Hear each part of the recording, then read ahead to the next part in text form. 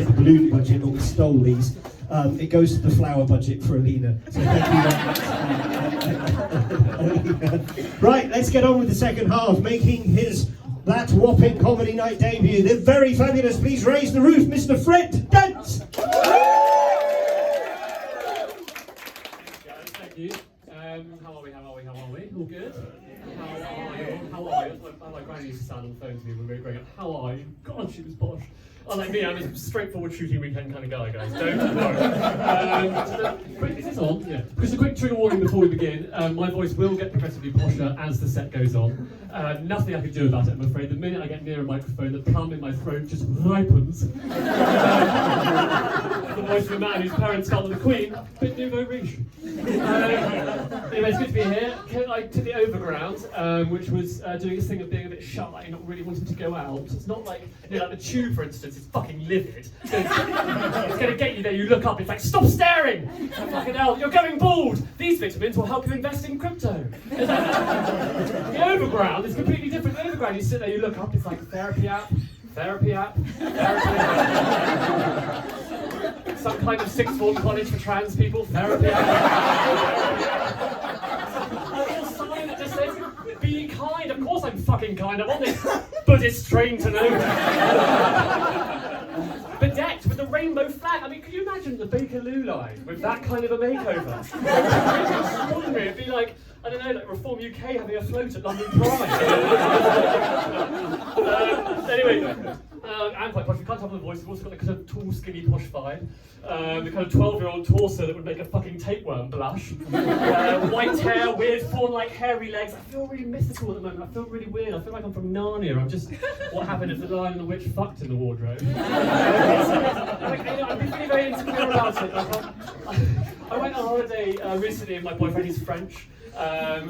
He's so French and chic, we actually met in black and white.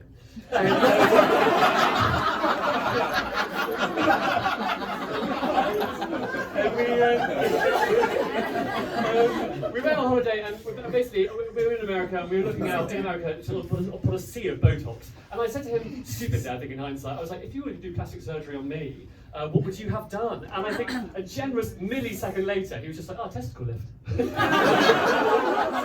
fuck do you want them? Like, up here? I mean, and I kind of thought, well, you know, to try and please him, I would go and get my arsehole waxed. Which, I don't know if people have done this, the only guy I could find to do this was this chap in a council estate in Finsbury Park. It's fucking terrifying.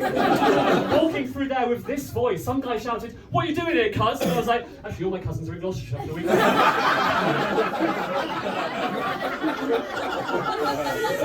Have you seen the Baxter?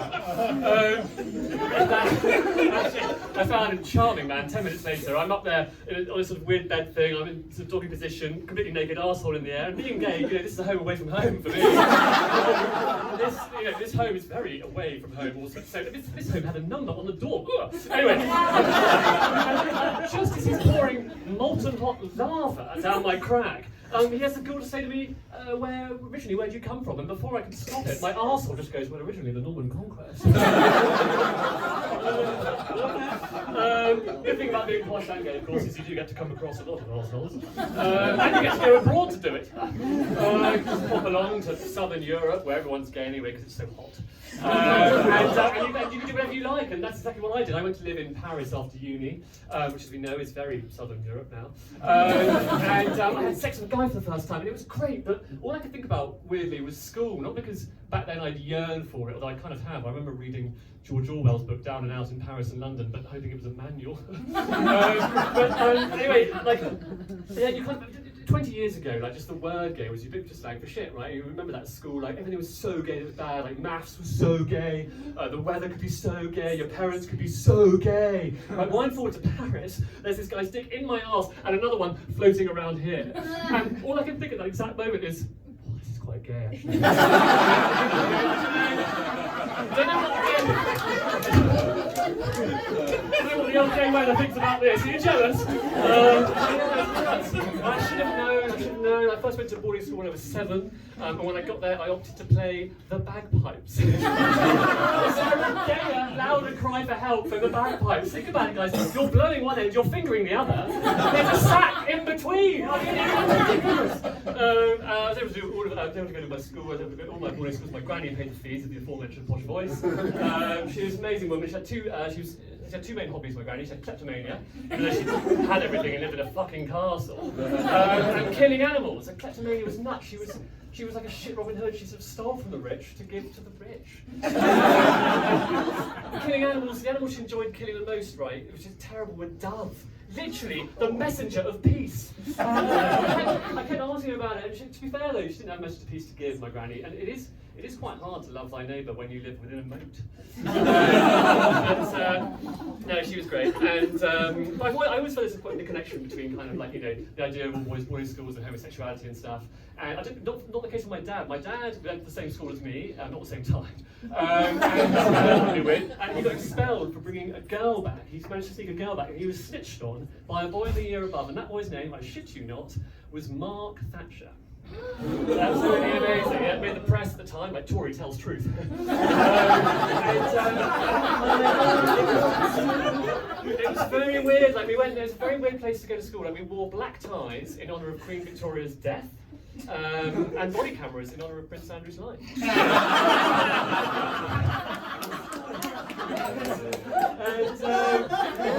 It was just nuts. We took the piss out of this guy for being Nouveau Riche because he was the son of a warlord. It's like terribly new peerage. Because I recently moved. I moved in with my boyfriend I moved from Clapham to Stoke Newington, which is great. I feel like it's a sort of narrative arc of any gay coming of age drama, from Homo erectus to Homo allotment. And yeah, I mean it's fantastic. It's the middle class at the height of the powers. It's hilarious. I went the other day to I saw people doing paddleboard yoga. I mean, how unwell do you have to be do 2 forms of wellness at the same time? Absolutely nuts. And you don't want to become a wanker when you move to Stoke Newington, but trust me, within 5 minutes you do. You're down at your local lesbian-run bakery called Yeast Infection, sipping a flat white, which incidentally is one of the positions in paddleboard yoga. Just like judging everybody. But no, I do like it. The only annoying thing is it's quite far away from work. I work at the British Museum, obviously. I used to work in the House of Lords, so they can't make it up. I did find out something quite interesting the other day. I don't know if you guys know this, but the House of Lords, the first steps to decriminalise homosexuality actually started in the Lords, not the Commons, in the 1960s. I just want to say, on behalf of all Lords, you're welcome. And I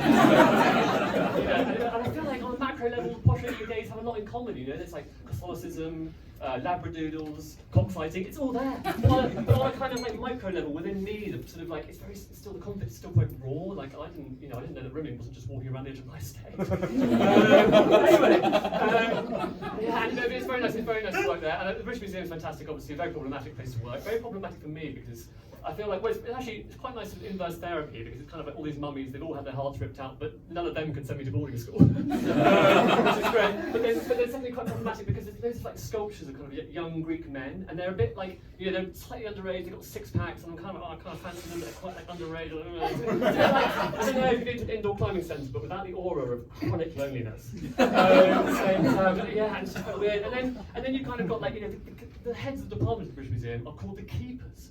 I mean, actually, you can't make it. So, what do you do? I'm the keeper of the department. But yeah, I'll leave you this, guys. When I came out to my dad, I did it on the phone because courage. So I said to Dan, Dad, I'm gay, and he said, oh, I had a friend at school who was gay. And I go, did you really? He goes, yes, he shot himself. I was like, no, don't worry, you missed. And I was like, I've got no plan to do that whatsoever. And my father genuinely goes, no, you're a terribly good shot.